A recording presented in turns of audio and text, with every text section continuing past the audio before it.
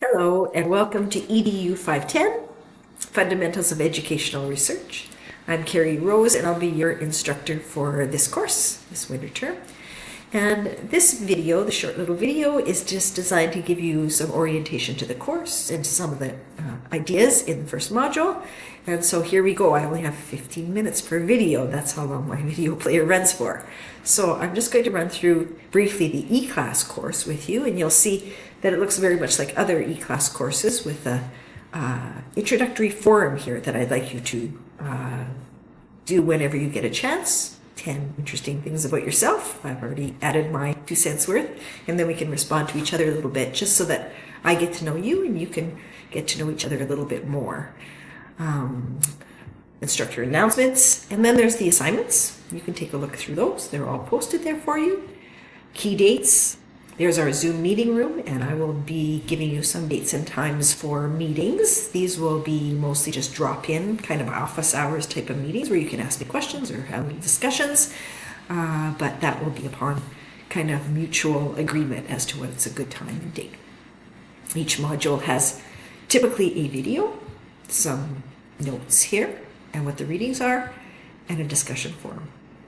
So you can see that there's actually 6 modules. The 7th one is just a wrap-up. But what I did want to direct you to as well is that if you go right to the top again, to this Getting Started tab, and then into Syllabus, you can see that you have to click here to download the syllabus. And the syllabus is a good overview of the entire course. And so it goes through all of the different assignments very briefly, so you can just get an overview of that. And it also goes through each module and the readings for each module. So if you're starting in the middle like that. So module 1, read chapter 1, read these pages and that reading. There's also usually some videos, some recommended readings attached there. And so it's all available to you on day 1, so you can look at your own pace. And then you should go through and read all the rest of the regulations and how much everything's worth as well, and let me know if you have any questions. So with that, I'm just going to jump right into a few slides about Module 1 and about the introduction to the course, and then we'll take it from there. So you can see from my email that we've asked you to buy 2 textbooks, and those textbooks are very foundational to any master's degree in the social sciences. And so they're very good ones. They're probably worth the money. You know, it's quite a bit of money, and you'll probably use them throughout your work, throughout the rest of your degree. So Marshall, Rossman, and Blanco, for example, these 3 authors, Catherine Marshall, her student, her grad student was Gretchen Rossman, and Blanco was Gretchen's grad student. And so you can see that there's a generational thing happening here, but they've gotten very good at presenting qualitative research, especially in a very clear and understandable way with some very good examples. And so yeah, again, a very highly recommended textbook, and we'll be using it a lot. The other textbook is Qualitative and Quantitative Research, because we'll talk about that quantitative research as well in this course. And this is also a very foundational textbook. You can use the 6th or 7th edition. The 7th edition just came out. But again, they're very well designed for exactly our task, which is educational research. And they're done by veterans in the field who have very good examples and walk you through these ideas very clearly. And so I think that the textbooks are actually worth what we invest in them in this case. I wish they quit making new editions every couple of years, maybe, so that people could sell them to each other, but that's another story. So what I'm going to walk you through here a little bit is this word research. We actually say in this program that you are going to do some educational research, a small educational research project. And that's not a dissertation, it's not a thesis, it's something smaller than that. And so we're going to make sure that you bite off only what you can chew. But let me tell you that typically research as used in graduate programs has a little bit different meaning than it's used in everyday language. In graduate programs, doing research means a systematic, theoretically informed, ethical examination of something. And of course, in educational systems, it's almost always in a social context. And so there are well-known parameters within which you will operate as a researcher, including ethical parameters, and we'll walk you through that as we go as well, and actually escort you through the ethics application process when you're ready to do that later, not in this course, later on in your program. Research is not opinion or common sense. One of my pet peeves was during the pandemic when people used to say, well, I'm going to do my own research, and when I do my own research, then I'll tell you whether I believe what you say or not. And so there's nothing wrong with a person going in and looking into things on their own, of course, and asking questions. But research, as I understand it, means that a person has spent a considerable amount of time and effort to really look into some idea in a very fundamental way, and is, as we say, standing on the shoulders of giants. And so they're working on the basis of what others have done before them to lay a foundation for these ideas. So it's not just some ideas or an opinion. It's a way of looking at the world in a very systematic way. And this course is designed to teach you what that looks like in education. How do you do it well? Well, again, we're going to try to help you through that in this course by showing you some examples of very good research, maybe even giving you some examples of not so good research and what that might look like and why that's problematic. So it's a process of steps, and the process of steps is not necessarily linear. Sometimes it goes around and around in circles as you need to learn more, but it's used to analyze information to increase our understanding. That makes sense, right? This Journal of Educational Research is one of the more high-profile educational journals or periodicals. But you can see it looks like a book, but they're very seldom published in hard copy anymore. They used to be.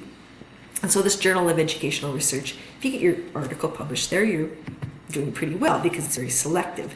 And it's peer-reviewed, which means that other researchers in your field carefully look at what you've submitted and deem it worthy, or in some cases unworthy, of being published in that journal.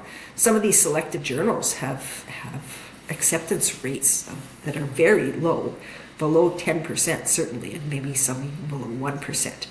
And so in order to meet their standards, you have to have very good quality research, and it has to fit within their mandate. So you, of course, are not going to be publishing something, and so you don't have to worry about that, or at least you're not going to be publishing something right away. Some people do publish their master's work eventually, but you're not going to worry about that now. What you're going to worry about is getting through the instructor filter, I guess you could say. And so, especially in this course, we're going to help you to get through the first couple of stages, hopefully. So the steps that you'll typically do on a research journey is you'll identify a problem, or you'll look at an area that you think that that you don't know enough about, or that you don't think the system maybe knows enough about or could use some understanding about. You will pose a well-worded question that is capable of being answered with research. Reviewing the literature, so looking at all the other research that's being done out there, foundational or a long time ago or recent across the world, to see that you're not reinventing the wheel, or that you're getting ideas from what other people have done in the past. You're going to specify a purpose for your research. You're going to collect data, and what that data looks like we're going to talk about in this course. Could be qualitative, could be quantitative, could be numbers, could be interviews, could be surveys, those kinds of things. But you're going to collect some information, and then you're going to analyze it and interpret it. And that doesn't mean you just get to put your own spin on it. It means you carefully look at what the data is saying to you, and you make sure that other people would probably see the same thing in the same data. There's ways to do that. And then you report and you evaluate your own research, and have others evaluate it as well, of course. But you look at your own weaknesses and where you think your biases are, and you report those as well. Eventually you'll have supervisors look over your research, but if you're looking to be published in a journal, of course, it gets peer reviewed. So people in your area will read through it to see if it meets the standards of that particular discipline. Why do research? Well, to get a master's degree. But besides that, most of you are not just here to get a master's degree, I assume. You're here because there are things that you think the education system could do better. And so that's my experience with people in this program. That's what makes it so great.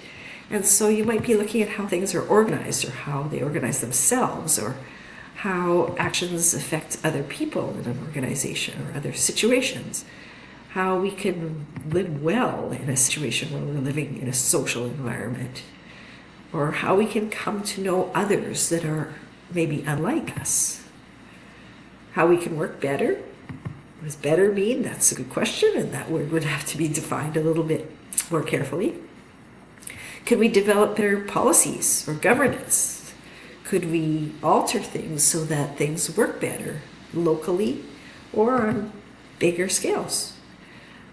Could working towards the common good be a little bit easier if we put some practices into place? This is a very Canadian approach, I think, to how schools should work, where we typically think that we would like schools to be for a common good. And it helps us to consider our practices at both institutional and personal levels. Is this practice effective? Is it efficient? Do we care if it's efficient? Would we just rather have a better practice, efficient or not? How would we evaluate that? What is the experience of other people besides ourselves? Those kinds of questions is what research can look at. And it can look at it very small scale, tiny scale, studying one or a couple of situations, or it can be very large scale and study things at the worldwide level. So you're going to start very quickly in this course, as a matter of fact, by being data gatherers. So before you start thinking about a research question, before you start posing problems, before you start doing any of those things, we're just going to get you to practice being a researcher. And that's by carefully watching or listening in order to gain information. And in the case of what we call naturalistic observation in educational circles, it often occurs in natural settings. So for example, in schools, in parking lots, in shopping malls, in restaurants, walking down the street. So you can see people interact with each other and make choices, and that can be very interesting. It needs to be ethically conducted, of course, and so you can't hide and record people without their knowing and then use it against them. That's not ethical observation. But there is ways to observe people ethically and to use the information that you find in ways that can be productive. Now, talking about ethics, we're going to ask you right away in this first assignment to start observing. And that means typically to do observing in a research setting, you'd have to go through an ethics approval process, and that would take weeks, sometimes months. But because we're in a course, we're in a little bit different situation. We are information gathering for skill development, which is considered standard practice in a research course, which means that you are under the umbrella at the University of Alberta of this permission that allows you to ethically gather observational data for course purposes only. And we'll talk about what that means to ethically gather data and observations. But you're going to be asked to do this right away in a public setting. So we're going to ask you to go into the public setting, observe what happens as a naturalistic observer, record some notes about what you see, and then post it to a forum and talk about it. Of course, you're not going to identify people by name, those kinds of things, but the discussions are going to be academic in nature. You don't need references for this section. Let's do really quick here, January 12th.